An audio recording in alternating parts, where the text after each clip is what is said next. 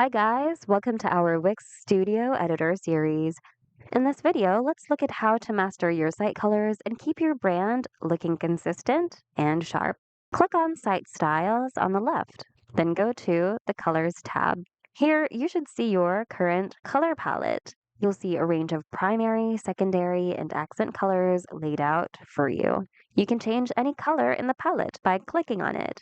You can input your hex code over here or select a color from the color picker tool. You can also rename your colors to whatever you'd like to call it. Once you're done setting up your colors, when you style an element, say for example a button, your selected colors will show up here on the Theme Colors category of the Color Picker window so that you can easily apply your colors to your selected element.